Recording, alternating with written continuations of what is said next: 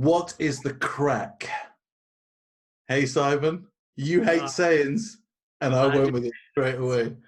So, as you can see, usually I'm joined by a bald man. It's not the usual bald man, but it is a bald man. A better bald man. I mean, so bald, but it's glorious. Your hair's looking particularly good, bruh.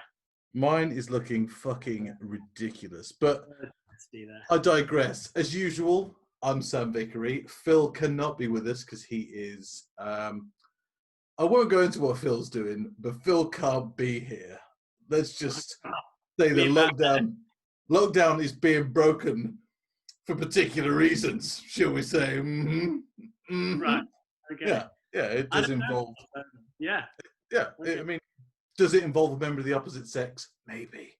I don't know. People seem to not be giving a shit at all, but... No, but ironically, Phil usually gets the opposite of what sex is, so we'll see what actually happens there. And I'm joined today by Simon van Laun, the South African, strange, bald, brother from another mother. He is a true friend, and I can't wait for this episode. Let's just fucking fly into it, because me and Phil haven't done this for a couple of weeks. Let's talk about the changing landscape of the welterweight division. We've seen Tyron Woodley obviously lost his title fight last year to Usman. Usman's already defended against Covington. Woodley's come back. He was the number one contender, and he lost to a very, very good Gilbert Burns 2 weeks ago. And let's just say how it is. Me and you talked about this before. It's passed the torch. The torch is well and truly gone. I don't know if I feel like it's harsh to say he's already passed the torch. He might already maybe have, like you were saying, maybe one eye out the door kind of thing. When he starts the set, apparently he said afterwards, he said that he felt at peace having lost. I don't think it doesn't sound good when you say that you're at peace having lost. I mean, fair enough. Apparently he's accepted a fight with Covington subsequently, which I think is very, very bold in his position. So fair play to that. But mate, Burns, more importantly, feel bad for Woodley and everything. I think Woodley's definitely one of the best welterweights over the last sort of 5 years or so, 6 years. Top five, 100% top five ever for me. Top five ever. Very, very good, extremely athletic. I mean, great fighter. But I think also as well, he took on a guy with the glow. And Burns, man, he's 3 fights in 5 months or something ridiculous. He's tearing fit. Look, people talk about fighters and what they do and how often they can compete, but Gilbert Burns is truly showing what you can and can't do in this sport. And yeah, he's had 2 fights this year. He had one in November late last year or September's time. He's beaten Gunnar Nelson, Damian Maia, and Tyron Woodley in those 3 fights. Now, impressive. Those 3 wins. I mean, obviously Tyron is the most definitely the step up of yes. But I think we all took notice when he beat Damian Maia in the fashion that he did. I think he knocked him out, didn't he? In I believe the 2nd round. Am I right about that? No, 1st round. So look, we were all impressed then. The Damian Maia is notoriously hard to put away. He just seems to come on leaps and bounds. He's 33 now, Gilbert Burns. He seems to be that kind of fighter. I've said it before on here. He's just put it all together all of a sudden. It seems to be like everything's just clicked. His striking's come on left, right, and center. He looks good. And now he's got a title shot against Usman. Too soon? I don't know. I mean, the UFC pushing him. Obviously, Dana White's always on that thing. If you want the opportunity, you've got to fight. It seems like he's taking the opportunity. Very impressed with how Woodley was getting, and I think he admitted it afterwards. Just couldn't really lay a hand on him. I thought Burns did really, really well. I thought he looked really good. His brother actually looked really good the other day as well. Yeah. Well, he looked really, really good. Is it a big step up? I mean, I think Woodley is a big step up. I think if he can beat Woodley, he can probably beat Usman. But I think, mate, Usman, considering how Covington beat Lawler and the way Covington I thought was phenomenal in that fight against Usman. I thought he was probably winning going into the last round. But ultimately, Usman gave him a beating. And I mean, they're saying not an early stoppage. He would have taken a whooping after he'd been knocked down like that. So I personally think Burns, and also he's a training partner of Usman. I think that could definitely play. He knows what to look for more than Covington and Woodley did. So maybe this is a shot, and I'd love to see the fairy tale. I personally think Usman's got enough. I think he's a really dominant force. I think he could, he could claim. The only thing that we can say in comparison is, I don't think Usman's going to want to go to the floor, really, with this fight. Burns' jiu-jitsu is off the fucking chain. We saw him, but his striking's also now phenomenal. I think we're going to see another stand-up wall for Usman. And Usman, that's not his bread and butter. Whether he's good or not at it is a different thing, but it's not his bread and butter. And what I take from these fights is both the Woodley result for Usman and the Woodley result for Burns, pretty similar how they went along. It was domination from start to finish. Don't get me wrong, Usman was more smothering in his wrestling and those other things, don't get me wrong, but it was sheer domination of a guy that was a champion. And I look at that and I go, right, okay, this is a fight that really interests me, because I didn't even see it coming. 3 months ago, would any of us have seen this title fight coming along? Not at all. No, not at all. We would have seen either Masvidal, Covington rematch, or potentially a Conor McGregor. Edwards, come on. Yeah. Don't ignore Leon. I'm just saying they're the three that money would have hit in those right places. But Masvidal's now having a dispute with the UFC. Conor McGregor's retiring. We'll talk about that a little bit later. The whole thing has gone crazy at welterweight. It's crazy. It's great. I mean, they're fighting a bloody island. I mean, it's also Yas Island, mate. It's going to be Petr Yan Island, which I'm sure we'll discuss also. But we'll discuss that as well shortly. But unbelievable card as well. I mean, obviously talking. I think it's a 251, mate. Aldo versus Yan. Obviously Usman versus Burns, and isn't there another one that night as well? Volkanovski versus Holloway rematch. I mean, could we want any more? Those three. We want any more? Unbelievable. Also, as well, can I just the main thing that I think impresses me as well? And Rose Andrade rematch on the undercard. I mean, fuck me. We're seeing a card here, boys. We're seeing a card. Very so. I mean, whether or not they should be fighting right now is obviously anyone's guess, but you have your opinions if you want. But what a card! I mean, that is unbelievable. Really excited for that. But the thing is, Usman and Burns are headlining that. Volkanovski and Holloway are the co-main. It's showing how big Gilbert's career has gone like that. But also, he's fighting so quickly. I mean, literally, he's fought Woodley. What is it? 2 weeks ago? A week ago? 2 weeks ago? 2 weeks. Now he's going to go straight into a fight in 3 weeks' time against Usman. And I think Usman is definitely, he definitely is top of the pile. I mean, I personally think you're saying he won't take it to the ground. He might not take it to the ground, but I think personally smothering him against the cage and giving him just brutal body shots like he did to Woodley, I think is what I think. But I'd love to see both as well. I think you're right. I think that is the game plan, essentially, because, like I say, if it goes to the ground, it's a different level for Burns. That's the thing that people, the nuances of sport is that, yes, Usman is fantastic wrestler, smothering, decisive, fucking dominant. So powerful. So powerful. Great striking, because he's had to learn that as part of the game. So he's come on. But he leaves holes open in the striking, which is what intrigues me about this. He's not a perfect striker, but Burns isn't either. However, Burns goes after it. And I mean, goes after it. And he hurt Woodley. Woodley. Fair play. Mate, Woodley, to be fair, lots. I would have said most welterweights under that onslaught would have been out. But he fought back from adversity. Fair play to him. Like I said, I hope it's not the end of Woodley. I'd love to see him come back and fight Covington. I think that is a ballsy move, because I think that would sell as well. The UFC's looking for fights to sell. Covington versus Woodley would sell. People well, Woodley's already called it a race war, and to be honest, in these political times, I don't know about that. I don't Woodley, don't, because you're going to lose to Covington, and then you're going to make it a war that you didn't want. It's mate, I don't see him beating Covington. No, maybe. I don't. Look, Covington was. We both think that Covington was potentially winning 3 of those rounds going into that Usman fight, and when he got stopped. I don't see how Woodley beats Covington. I just don't see it. Mate, motivation in a fight. It's because it is ultimately it's a fight. They're both high level. Yeah. I think the ultimate disdain, like the true rage That's that true. he has. Yeah, that's true.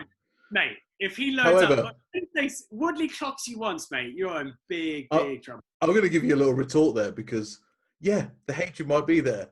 But ask how Jose Aldo, it went for him against Conor McGregor. How did being angry suit him? Did not work out well. I mean, 13 seconds later, and it was fucking game over.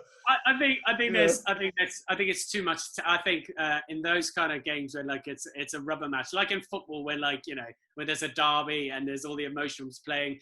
It can you can be cool and calculated, and you put that to one side, but also it can feel you on. And I would love to see it, but certainly I think there's no reason that Covington would take that fight.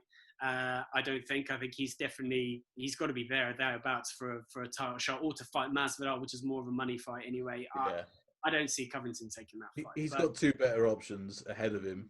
And also recovering from a broken jaw. He says he didn't have one. I'm pretty sure he did.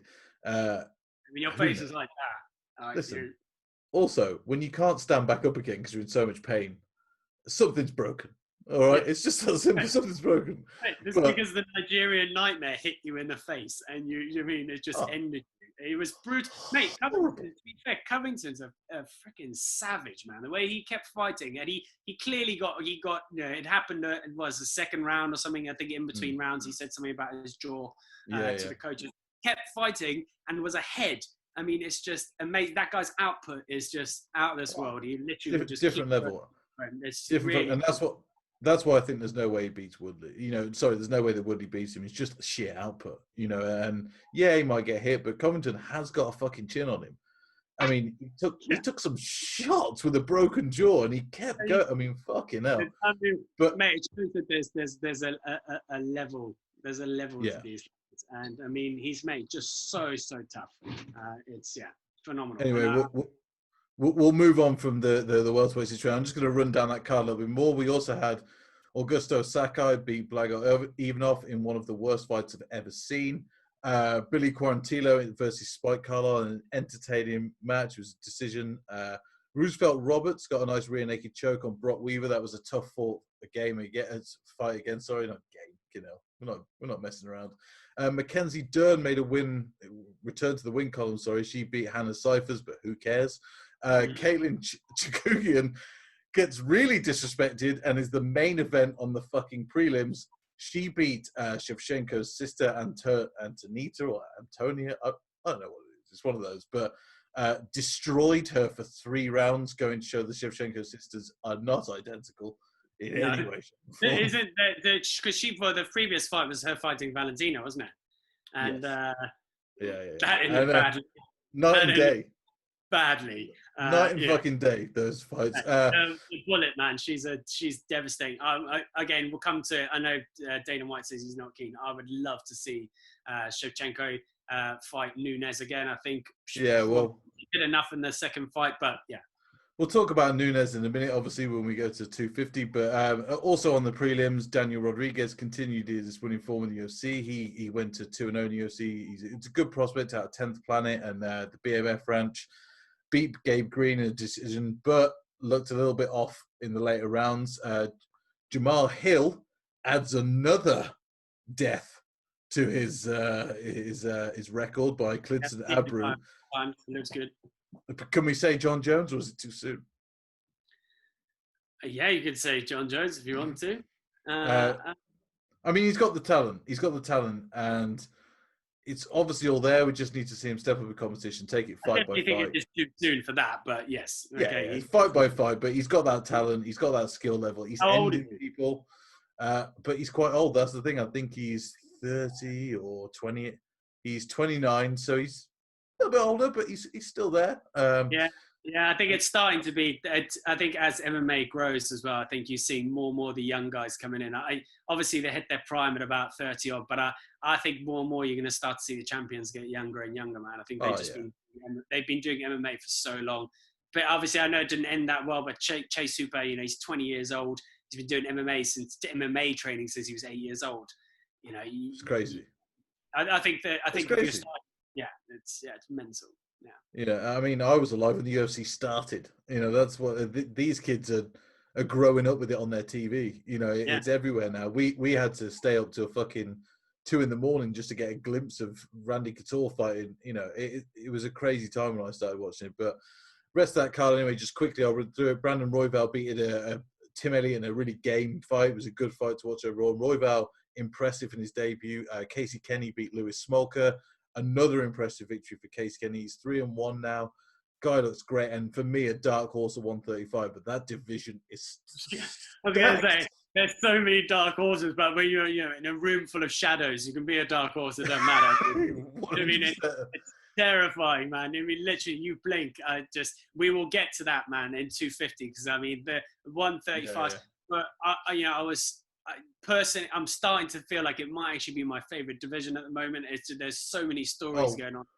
We'll run through that in a minute, don't you worry. And the last fight I'm going to go through is the first fight of the card. Chris Gutierrez beat Vince Morales with TKO with leg kicks in the first round. And we'll talk about another leg stoppages in a minute. But, look, it was an okay fight like that. It wasn't great, the main card, but the prelims made up for that overall for that fight night, and it was good to watch. See some prospects coming through.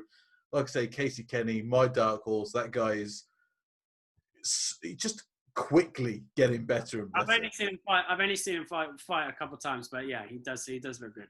It looks good. But so moving on to UFC 250, we might as well start with the main event. There isn't a lot to say, Mate, there's a lot to say for fucking Felicia Spencer, man, because fair play, because she took a whooping and kept going, and respect to her for that. I thought she did really well in the Chris Cyborg fight. I thought she looked really good.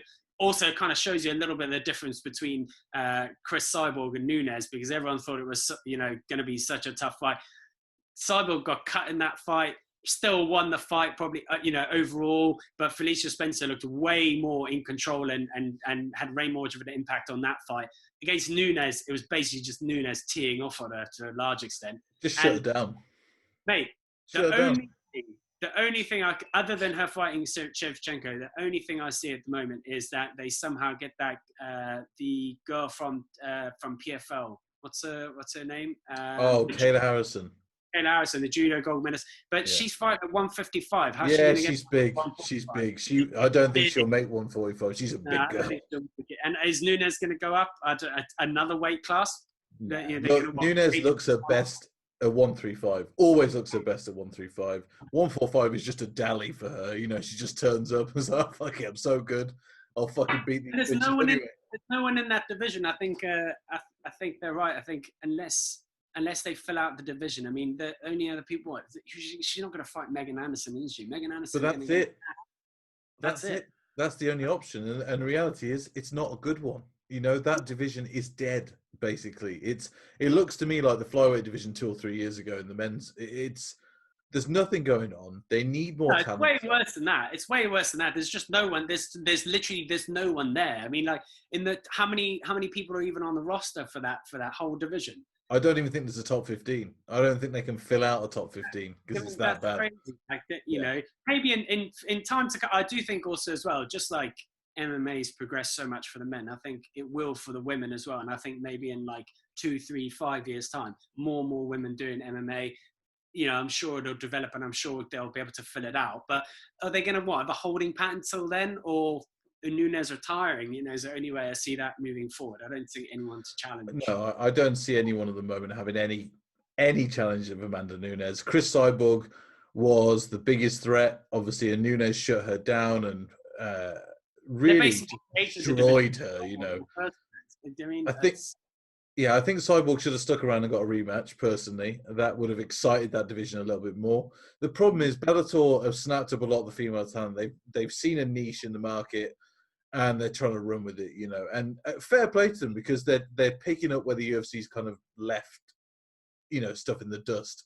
And it makes sense as a company, but it means that, as usual, as fans, we kind of get shafted with fights that are, well, who cares? But what I want to say is, look, Amanda Nunes, that's her 11th fight in a row that she's won.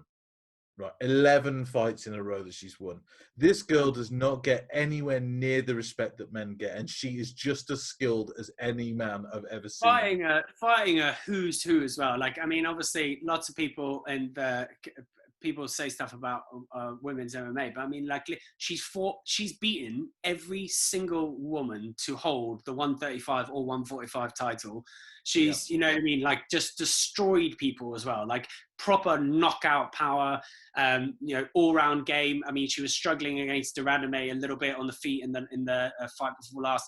Took it to the ground, dominated her there, you know, hands down the best female fighter ever. And, you know, getting towards the stage where, you know, if she defends a couple more times in each division, you know, she's definitely in that conversation for the best to ever do it. Like, you know, let me tell you a little thing here. So before this fight of the weekend, Amanda Nunes wasn't ranked on the pound for pound, but Dominic Reyes is. And, you know, Conor McGregor's still on that list, and he's fought once in 3 years. This is fucking... The UFC are crazy with these kind of things, and Nunes doesn't get the push she deserves. She doesn't get anything she deserves. They are missing a trick with her, a huge trick. She's the first fucking outwardly gay champion that the UFC has ever had, and they could run with that and get a huge fucking following just from that alone, but they don't do it, and I don't know what it is. It's not even that. It's the fact that, like, she could be like a beacon for female MMA in terms of like a beacon for the sport. She could be she's such a great ambassador, speaks well, doesn't get involved in any controversy, clearly like a dedicated martial artist, multiple weight classes, fights anybody, not ducking anyone. Everyone's trying to duck her, to be honest. I think they're just thinking, like, how the fuck can I stay away from her for as long as possible. To be fair. I want to pad out that record. I don't want any part of that, which I completely understand. Like, she's a terrifying human being.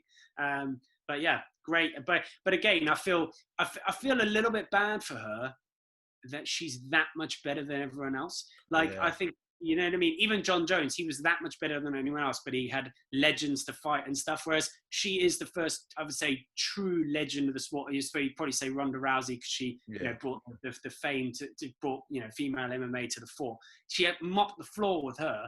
You know, there's no one really on her level. And I think that actually is a problem, in the same way that John Jones found, where, like, there's no big fights for people to get excited about because there's just no one on her level. And I think that is something, you know, she's a victim of her own success in a way. But Dan Lambert, I think, said it, and it's definitely true. She is definitely one of the pound for pound best ever, and certainly should be in the top 5 right now. There's no question. For me, there's no doubt about that. And I think the only route that she goes now is a rematch with Shevchenko. You know, I think that they've had 2 fights before. They've both been extremely close. I mean, many people said Shevchenko won the second. I don't agree personally, but I can see the argument. I can 100% see the argument. It was a very close fight. Look, who cares who won the last one? Let's put them in now, when they're both in their prime. They're both dominating their divisions. Shevchenko looks better. Yeah, Shevchenko's in that same position as well. There's no one on her level. The only thing, actually, I would have said the most exciting fight in MMA, in women's MMA right now for me, is if, obviously, especially if she can beat Rose Namajunas. If, let's say, Rose Namajunas beats Andrade, and then she fights Weili Zhang, and Weili Zhang beats Rose Namajunas, who I think Rose Namajunas is probably in the top 3, like, best female MMA fighters. I think Weili Zhang going up and fighting Shevchenko is a very, very exciting fight. I'd really like to see that. Yeah, I mean, look, that's the thing that we're looking at, right? So in reality, there's 5 really top female fighters. Amanda Nunes, Valentina Shevchenko, and then you're looking at Weili, Rose, and Andrade, and they're all in the same division, those 3. Potentially Tatiana Suarez as well. Oh, Tatiana Suarez is a thing. Yeah, she hasn't had a chance to actually fight for the title. I think she's injured at the moment. I think she could definitely be up there. She's been dominant in every fight I've seen her in. So she's. Is she 125 or 115? I think she's 115. I think she's 115. So the 115 division is actually starting to look tasty. Yeah. That's the thing. That's the most competitive of the females, definitely. Yeah. By a long shot. And I think you're right there. Suarez is one I've forgotten, but she's not quite in that top 5 yet, but I think she's getting there. You know, in that 115 as well, you look at, what's the name, Claudia Gadeia a few others. I mean, she won by the skin of her fucking teeth in that last fight. But again, it's the dearth of talent. It's the problem that there's not enough there. Yeah. You know, we're looking at 5 top 5, 3 divisions, and that's it. I mean, also as well, you took in like people like Michelle Waterson, where people are thinking, okay, is Michelle Waterson starting to do something? Try to take on Joanna Jędrzejczyk, and Jędrzejczyk beat the living shit out of her. Yeah. You know, she's not on that level. She's not on that level yet. I would say also Joanna's definitely there. I mean, that fight with Weili Zhang is definitely one of the best MMA fights I've ever seen. I think that in itself propels the women's MMA to levels of phenomenal fight. I mean, me and you spoke the day after that, and Jesus goddamn Christ, geez, what a fucking fight! I mean, literally 2 people you do not want to run into in a dark alley. I mean, those 2 are terrifying. It was really, really high levels, and also just savages. They kept going for 5 rounds. It was a phenomenal fight. But yeah, like I say, again, but then you think to yourself, you want to see Zhang versus Shevchenko. Well, look what Shevchenko did to Jędrzejczyk. Do you know what I mean? Like, I know. It's, you know, I think really if we want to see that fight, we need to do it at a catchweight, 120, no titles. Let's give them both a disadvantage and an advantage and see what happens. But moving on from the women's division, we can talk about it all day, but let's talk about the 135 division, because there's 2 fights that were on that card just before the Nunes fight. And the co-main was Cody Garbrandt versus... Three fights. No, in a row. I mean in a row. In a row, you said. So, but they're the most important 2 as well. So reality is, Sterling has been called in for a title shot. So this wasn't the co-main. So the co-main was Cody Garbrandt versus Rafael Assunção, and then Sterling versus Corey Sandhagen. 2 big fights in that division. First of all, Assunção has been a great fighter in that division for a long time. A tough test for anyone. Nearly got to a title shot point, really, but he just kind of faltered at the last second. Cody Garbrandt looked phenomenal against him. Don't get me wrong, point scoring wise, he might have been losing that second round. I think it was a close first round points wise, but he looked cool, he looked calm, he looked collected. He looked like every combination he was throwing was pinpoint, pacey, just so beautiful, beautiful skill. Honestly, I mean, the technique involved in that is just, to be that quick is unreal.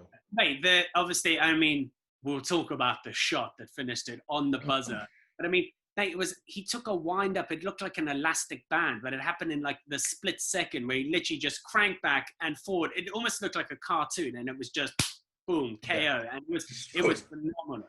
It was his boxing is so good. But again, you look at him and you think, well, if you take out the fact that he fought Dillashaw twice. Dillashaw was clearly, obviously, the fact that he got so, in the first fight, especially when he was getting fucked up at the end of the first round, and then he came back stronger. It looks like that EPO definitely had a... 100%. Definitely had to make such a quick recovery. That's not right.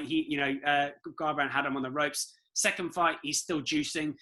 So again, and then he got into a fight he didn't need to with Munoz and got KO'd. Yeah. But if he keeps at that distance, the way he did with Assunção, that kind of speed, I think anyone in the bantamweights is going to struggle. Listen, he's a champion. I don't care what anybody says, and I said it even when he lost those fights. I said, this kid is a fucking... Bear in mind, look, he won the title at 25. Unbelievable. 25. Unbelievable. We're talking about kids when he's young and young. He's been boxing since he was 7, 8 years old. He looks incredible when he's boxing. His wrestling's good. What really gets me about him, and people really don't talk about this often enough with him, his footwork is absolutely sensational. Sensational. And then the way he uses his hands, you don't even see it coming. Mate, his kicks telegraph a thing. Yeah, mate, for me, he's the top. Even though he's been a champion, he's the top prospect in that division at 28 years old. He is unbelievable. And now that he's with Mark Henry as a coach, and he's still a team alpha male for his wrestling jiu-jitsu, I think he's found the perfect mix there. These guys, they've had striking coaches coming out for years at team alpha male. He needed a grounded coach.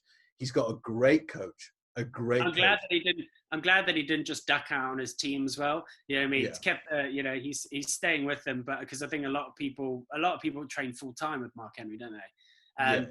you know, but I now think he's got to split his time between New Jersey and California, and that's a weird thing to do during camps. You know, that's but he'll you know, obviously it worked.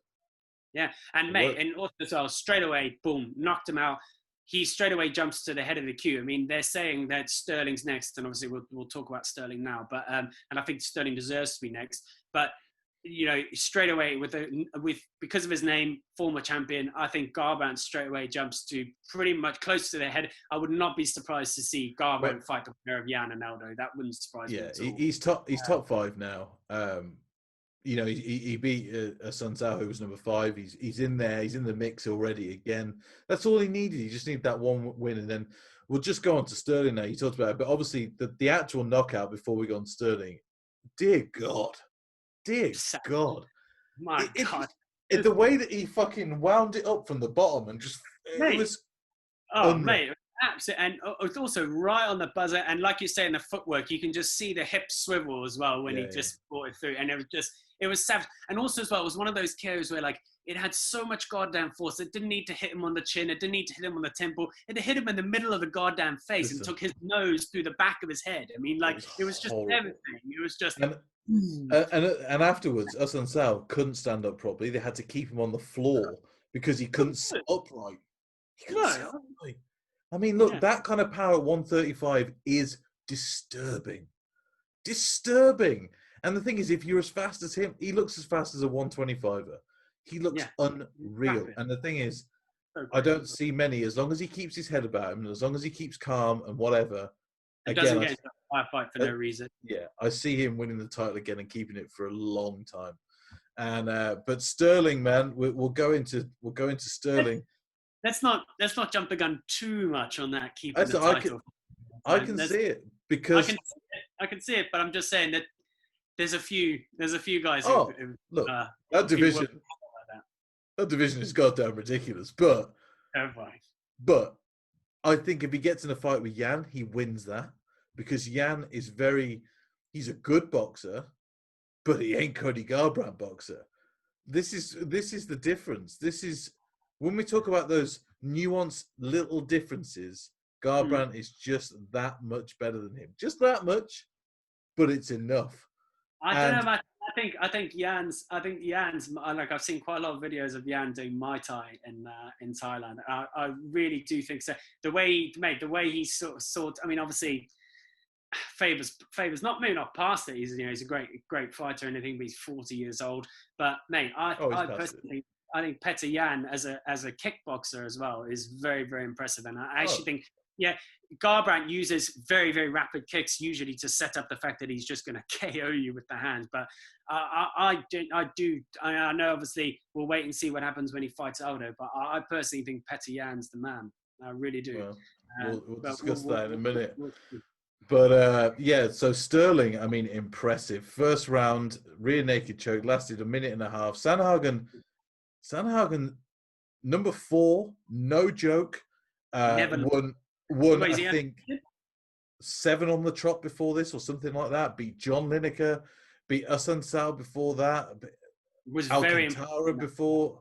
You know, the guy's a great fighter and very good. I picked him. I was thinking that he would win that fight. Oh yeah, we talked about it before. Yeah, very tall. We talked about it. And we thought Sterling may have talked himself into a title shot and gone too far. We were thinking maybe his confidence, but we see why he's got that confidence now for a title shot because, listen, you're talking about Cody jumping the thing. Fuck that. Sterling is there right now. Sterling is the boy to beat. And what I would say is, what's so interesting about this division is, I don't think Jan stands a shot against Sterling. This is what I find. So skill-wise, I think Jan 100% is at the elite of that fucking division, 100%. But I think if he faces a guy like Sterling on Saturday, the Sterling that came out there and dominated every single second of that fight, and I mean, readjusted, got the choke initially, it was across the face, but it was just hurting him. Credit to Sandhagen for staying in that and fucking dealing with that pain. But my God, when he sunk in that choke, Sandhagen did his best not to tap. Also as well, mate, I have never seen Sterling looking so jacked. He literally, looked he looked in phenomenal shape. He looked very, very good. And mate, he talked a lot of talk beforehand. But mate, he absolutely dominated. Like you say, just nothing more to say than he completely dominated the fight. Definitely in for a title shot. Yeah. He also as well. I thought he spoke really nicely afterwards. Obviously, all the stuff going on in the States at the moment. I thought he spoke really well about that. Seems a good ambassador for the sport. Seems a nice guy. The UFC are looking for guys who've got the talk and have got a look. He's got it all, and he's got the skills to back it up. So really 100%. Keen to see him fight the winner of Petr Yan versus Aldo. I think that's the only choice for me. That's the only choice at the minute for 135. You've got to say Sterling's next no matter what. Then Garbrandt gets another fight, and he'll start someone else, and then we see Garbrandt. But who does he fight? So Jan's fighting. Yeah. So listen. You asked me a question. I'm going to tell you. Oh, go on. Marlon fucking Moraes. Of course. Yeah. Marlon. Now, if we're talking about fights that I want to see. I want to see that fight. Fuck me, I want to see that fight. That would be unreal. And then it gives us a number one contender. Marlon's still saying he's number one contender. It's all he's up there. Hey, look at what he did to Sterling. Sterling saying he corrected that. He got over eager. He got caught out that one time. He also got fucking starched to the head. And I do. That's why as well. I'm thinking like, mate, if you like, that's what I'm saying. Petr Yan's a really good kickboxer. I think if it goes to the ground, I think if correct me if I'm wrong, I think Petr Yan's got like a sambo background. He's from obviously Russian. They always do. He should have a good wrestling basis, and I've seen it. I think he's submitted a few people in the UFC. He's very, very good. But I also think his kickboxing's there. I think he could definitely do some damage with the kicks against Sterling. But I think if it goes to ground. Certainly, I think Sterling looked very, very good. He looked much improved, and obviously he's on a great run. So, I mean, he trains at Serra Longo, and Matt Serra's an incredible jiu-jitsu guy, incredible coach. Really, he's got a great team around him. Ray Longo's a great boxing coach as well. I think Sterling, for me, is the guy. I think he's right. I think he did get too overeager in that Marlon race.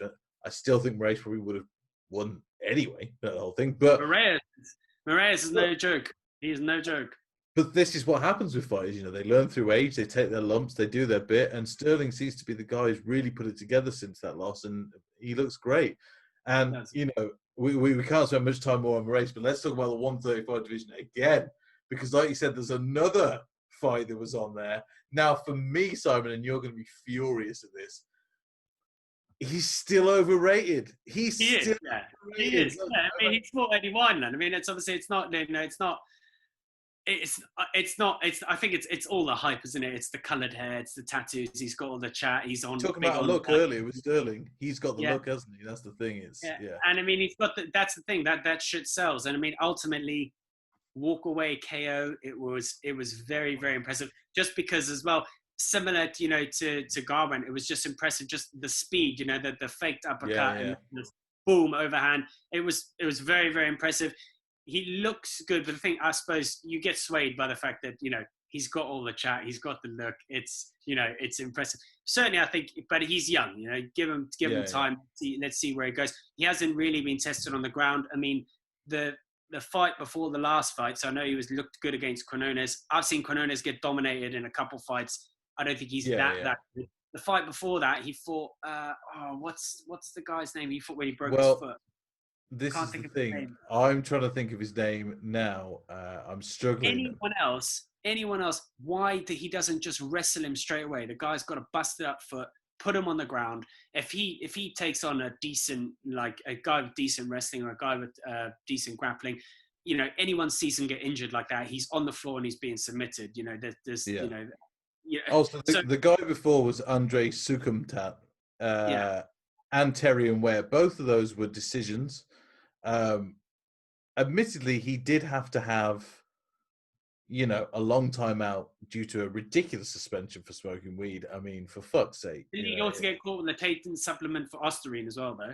Yes, but then again, who hasn't in the UFC been caught with the tainted supplement of Ostarine? It's one of those those things that I think is in creatine. Basically, it's a big problem in those nutritional things. I don't think he's a steroid. I mean, look at him. Yeah. Look, he's fucking dead. I mean, no.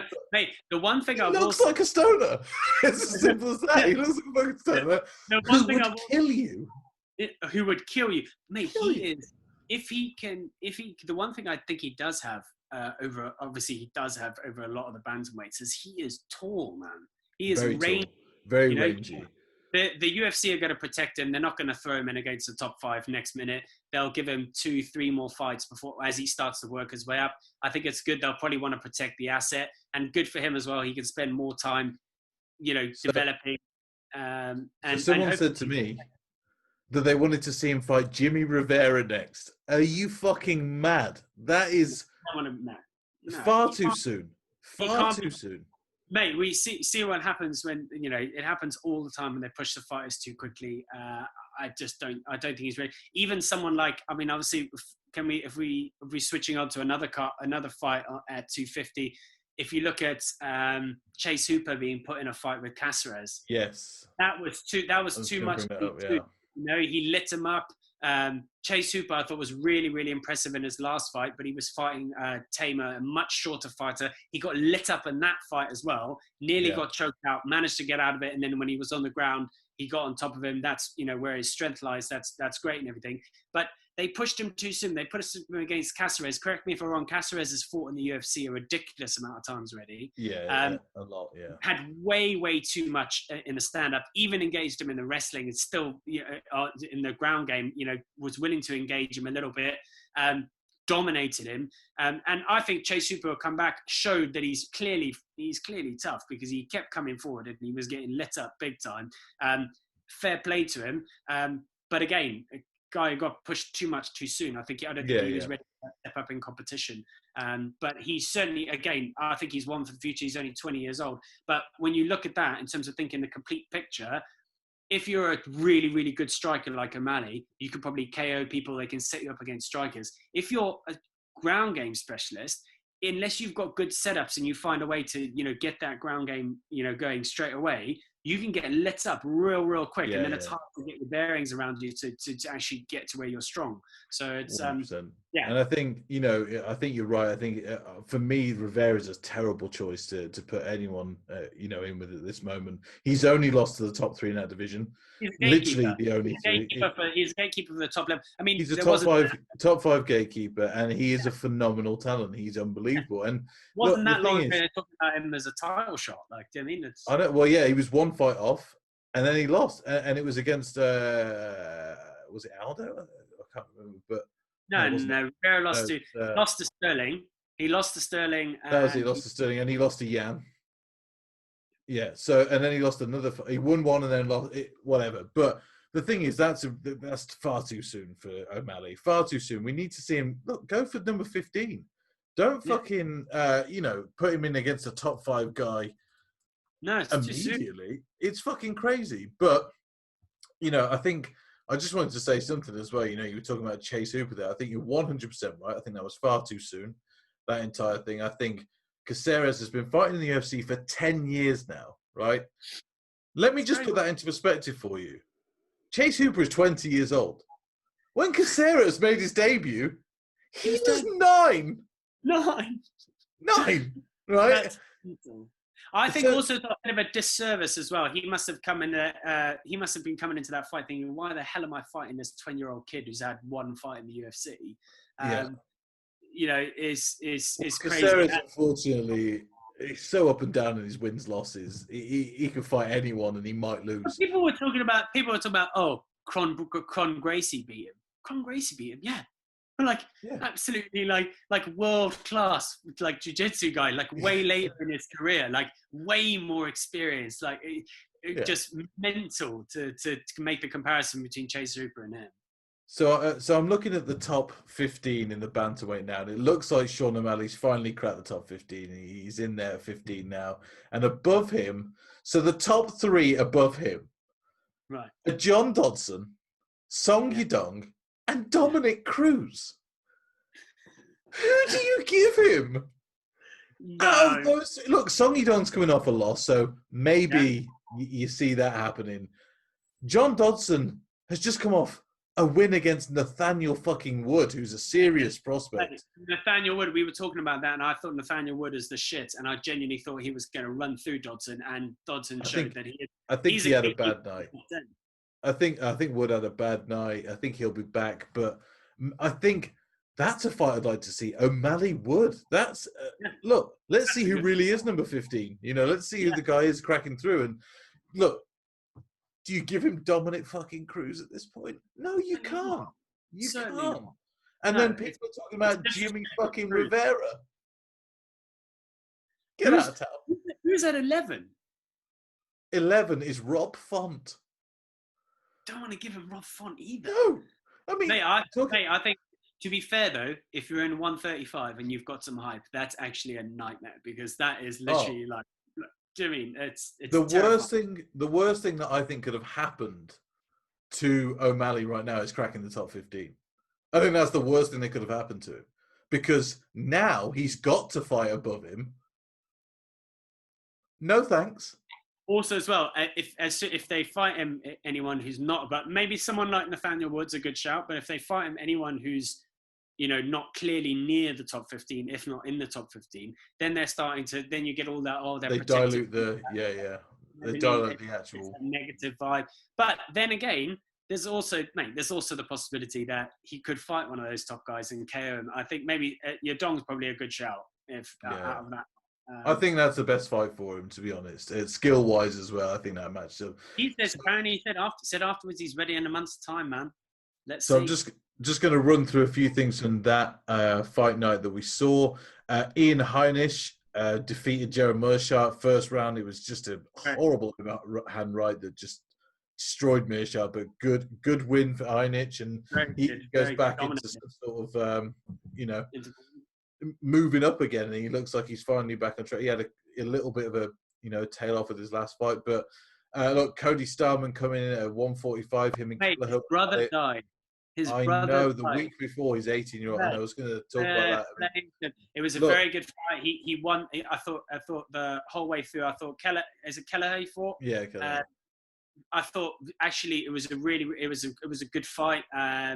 I thought Stamen stayed the whole way. Definitely got the better of most of the exchanges. I thought was definitely a worthy winner. And I mean, the 100%. Fact that the guy's brother died just adds to that tenfold. Oh, no, it's crazy. And also as well, Kelleher was game as well. That's the thing. It wasn't an easy fight for him. Kelleher was game to that. And both those guys are actually 135 normally. I'd like to see that rematch actually at 135 and see, with a weight cut and everything that's going on, because Kelleher's a lot faster when he's lighter. He's a lot more impactful. So I think I'd like to see that rematch again. I don't see any point though at the moment. It's a weird, kind of thing, even though it's 10 pounds above and whatever. But Starman, man, he looks good, and he looks.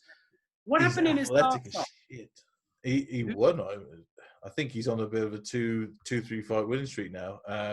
He beat Alejandro Perez, and lost to Sterling before that. He's had a couple of split decisions though. That's the thing about him. He's very. I think that weight cut's killing him. He was big when he went in there. He looked big. He looked big. Cut another 10. Mate, I forgot he's a 35er, because I genuinely looked at him and I obviously thought it was a 45-pound fight, because mate, he looked big. He looked big. He looks very big if he's a 35er. That's I mean, I would have said Sterling. I thought looked very big for a 35er. So if Stamen's a 35er as well, I think he does look big for that weight class. Imagine the goddamn size. But so the other two fights I was going to mention were Maki Pitolo beat Charles Bird with ground and pound in the second round. It was a good fight. Pitolo looks like he's going to get in trouble if he hits the floor. But mate, and again, vicious body shot, and mate, it looks like Coconut Bombs is a ridiculous name, by the way. A great name. It does look like he's got some bombs. He really did. He's cracking. Now, the fight that I want to talk about is, first of all, the goddamn disrespect to the UFC to put Jussier Formiga as the headline of the early prelims. Not even the prelims. Disgusting. But we see another guy coming to Alex Perez. Mate. Formiga's number 4 before this. Look, fuck me. The kicks. I think you got a performance of the night for that one. I think, mate, he literally he was just devastating the lead leg, inside kicks, outside kick. Do you know what I mean the thigh? And he was just I'm surprised he even kept standing for that long. Perez just basically honed in on that front leg, and he was just shafted. And it worked. It worked a fucking treat. And I wanted to say, that's the second TKO from leg kicks we've seen in as many weeks. That calf kick is becoming something of a huge weapon for a lot of fighters. And do you know what? I'm glad I'm seeing it because it's effective. It's easy. People always want to see the knockout. People always want to see that fucking whatever. But I love that shit. I love the technical, the game plan that, right, okay, this guy's going to leave his lead leg out there and he's going to be heavy on it every single time he does. You smash that lead leg. You smash it until you can smash look what happened when Volkanovski fought Holloway. Do you know what I mean? The same thing. It's such a weapon. Do you know what I mean? Especially for a guy who relies on big output. As soon as you slow them like that, they're in trouble. The thing with Volkanovski was he followed up with combos in the hands as well. That was what was beautiful. But he outstruck Holloway by double. He dominated that.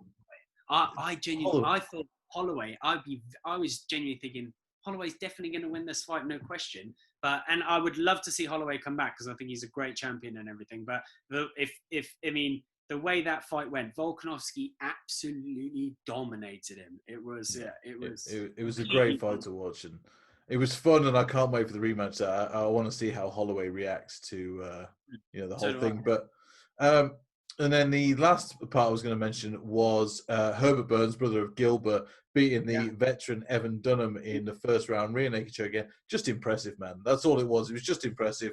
Took down a really good, crafty veteran who's making his return after retiring. Just a good win. And just wanted to mention that was it. But others on the card were Devin Clark versus Lonzo Menefield. He won that fight. It wasn't a great fight to watch. It wasn't a great fight, but I thought Menefield looked good on the Contender Series and KO'd someone in his first fight, I think, in the UFC. It was first test for him, and I've got to be honest, watching the fight, I thought he gassed big time. Yeah, he did, big time. I thought he fell to 9-1. It was 9-0 before, so he's lost that O now. Let's see if he can come back and do something better. But Neil Magny beat Anthony Rocco Martin in a unanimous decision. It was just a kind of okay fight that. Even for the first couple, but then he came on strong in the last round. Yeah, he looked. That's good. Just veteran. That's just a veteran of the game. He knows where he is. He knows what he's got to do, and he won that fight. But so before we go, I just wanted to. We've only got about 5-10 minutes for here, Simon. But let's talk about this upcoming card because I don't know if you've seen it this weekend, but it's probably the worst card I've ever seen in UFC history. I'll be honest with you.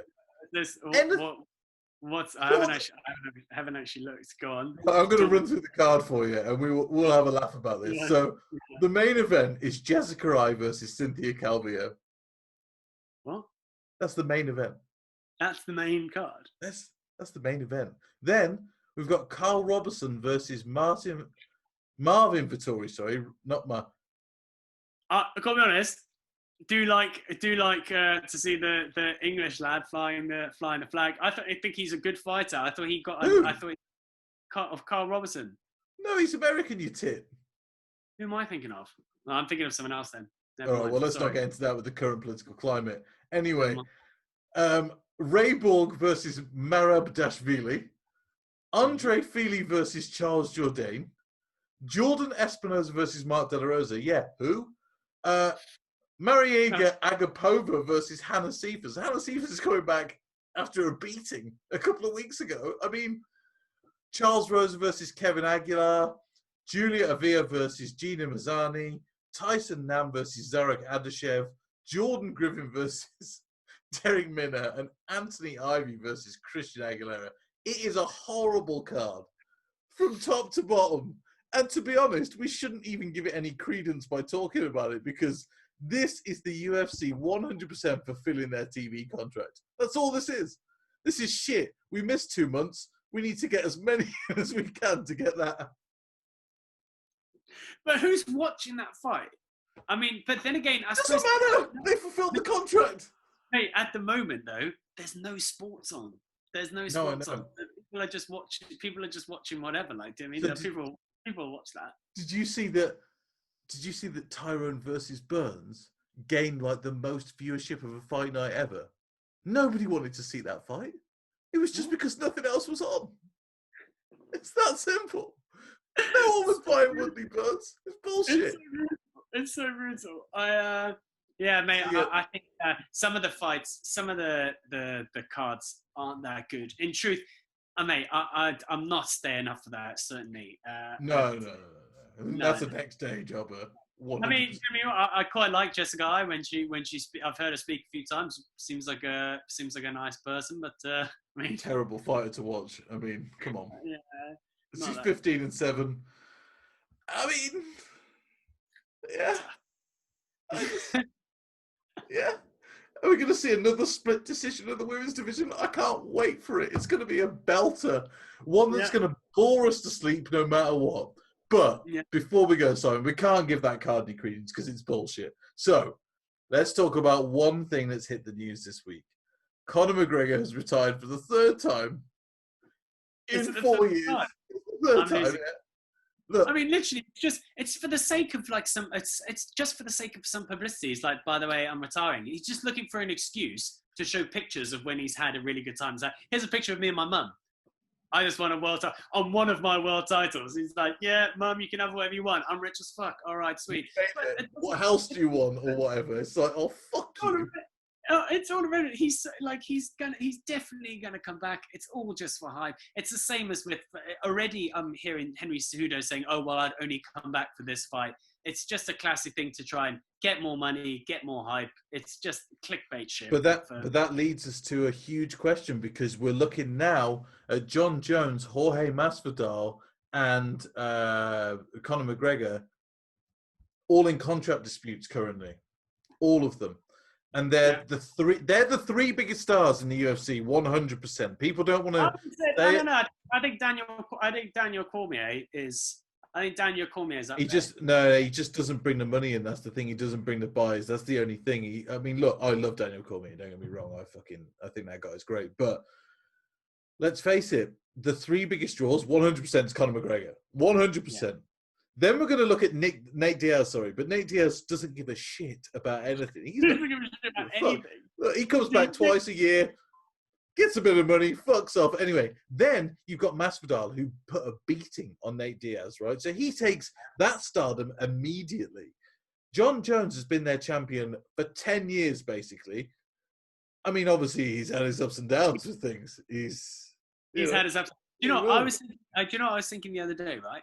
Imagine if John Jones from 10 years ago, it's not 10 years, say like 7 years ago when he was still sponsored by Nike, right? Let's imagine he hasn't hit the pregnant woman with the car. He hasn't been caught doing cocaine. He hasn't been caught with the drugs. He hasn't been caught shooting a gun off drunk. There's a lot of things that haven't, but then Nike are still sponsoring the sport.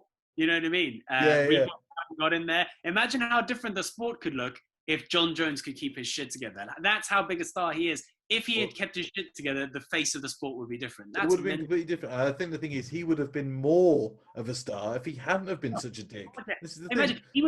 he would have had 6 different lines of fucking gloves through Nike. Nike would have been big into MMA. He would have had his picture'd be everywhere. He'd be an absolute superstar. But I mean, there's no cure for stupidity. I mean, like fight IQ, he's right up there. Yeah. Standard IQ. Real life IQ. Less so. Yeah, it's not so good. But no, the thing is, there's obviously something going on in the UFC. Now, Conor McGregor, apparently, according to Ariel Helwani, basically says that nothing excites him. There's no fights out there that excite him. Okay. Fights to scare the shit out of him. That's what it is. You know what I mean? Well, this is the thing. He's looking at what his options are, and he's looking at Masvidal, Usman, Khabib, and Gaethje. They wouldn't excite me either. I'd be fucking crying. Mate, when you're looking at 4 fighters, right? And Gaethje is probably the easiest or the best option for you to take on. That's just not a good situation for you to be in. First of all, not a good situation for you to be in. Gaethje is never the easiest to face. That's what I'm saying. That's what I'm saying. Imagine facing a guy that can just be hit as well. Like, you can hit him over and over again, and he just keeps coming forward. And it's like the Terminator. Imagine what it feels like to be hit by his extremely calloused shins. I mean, imagine what it feels like to be leg kicked by that man. I would rather, I'd rather get someone stab me Genuinely, I'd rather someone stab me with a small I'll take blade. a stab into the shoulder 100% over that. Rather than a kick. 100%. Because it leads to be in. Oh, okay. Right, let's go to Arsenal. Stitch this up. But who else is he going to fight? The only person he's going to, the thing he should do, he should just come back and fight Nate Diaz. Do you mean he should come back and fight Nate Diaz? I think what's happening here is, I think there's a little ploy here. I think what's happening is they're giving enough time for the Diaz fans to forget that he took that beating from Masvidal. They're giving him some time so that people forget. And they're going to give people a little bit of time to forget that Conor McGregor really exists in the MMA world. And then they're going to announce Madison Square Garden, November, the trilogy. And it's going to be one of those things. It's going to be, and this time it'll be at 155. I'm certain it'll be at 155. Conor won't want to give up that fucking, that advantage to him because he struggled at 170 with him, let's face it. But I think really, that's the plan, business-wise. And then Floyd Mayweather again. Oh, do you reckon? I mean, Floyd's saying he's waiting for him. And I mean, again, yeah, it's the money, but I mean, does anyone want to see that shit? Like, I mean, people do. People I do. Didn't want to see it the first time. I still watched it.